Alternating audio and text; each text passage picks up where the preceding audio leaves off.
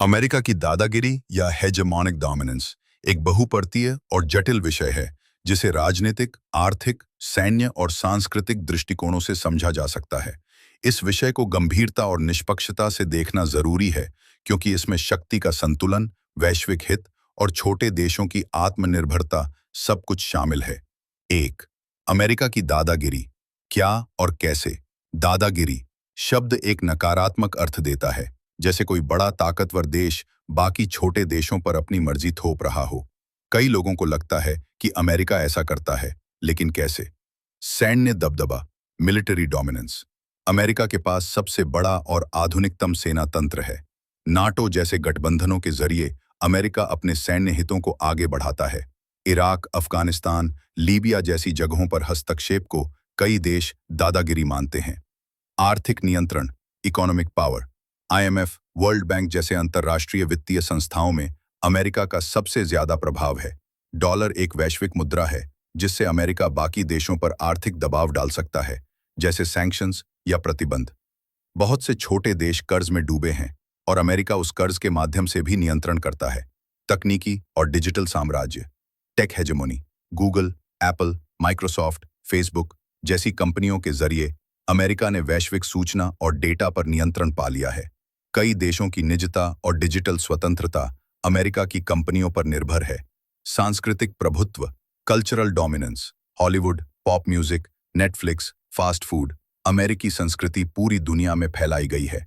यह धीरे धीरे लोकल संस्कृतियों को कमजोर करता है और सॉफ्ट पावर के जरिए अमेरिका की सोच को फैलाता है। 2. क्या यह दादागिरी है या नेतृत्व? यह सवाल हर बार उठता है। क्या अमेरिका वाकई दादागिरी कर रहा है या वह एक वैश्विक नेता है जो व्यवस्था बनाए रखता है? अमेरिका कहता है कि वह लोकतंत्र, मानवाधिकार और वैश्विक स्थिरता के लिए काम करता है, लेकिन उसके कार्य कई बार इसके विपरीत साबित होते हैं, जैसे गुप्त युद्ध, ड्रोन हमले और कूटनीतिक धमकियां। 3. इसका प्रभाव अन्य देशों पर क्या होता है? भारत कई बार अमेरिका से दोस्ती दिखाता है, लेकिन स्वतंत्र विदेश नीति की कोशिश करता है। रूस और चीन खुलकर अमेरिका की दादागिरी को चुनौती देते हैं। मध्य पूर्व युद्धों और अस्थिरता के कारण गहरे घाव झेल रहे हैं। अफ्रीका और दक्षिण अमेरिका अमेरिका की नीतियों से आर्थिक और राजनीतिक रूप से प्रभावित हुए हैं। 4. क्या कोई समाधान है? बहुपक्षीय विश्व व्यवस्था, मल्टीपोलर वर्ल्ड, जहां केवल अमेरिका नहीं बल्कि भारत, चीन, यूरोप, रूस जैसे देश मिलकर निर्णय लें।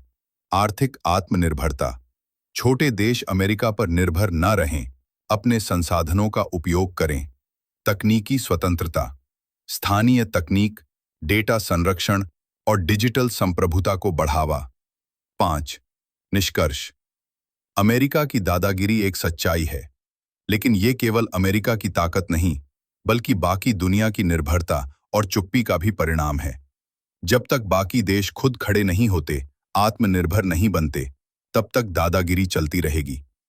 इस दुनिया को एक निष्पक्ष, सहयोगी और बहुध्रुवीय बनाना हम सबकी जिम्मेदारी है।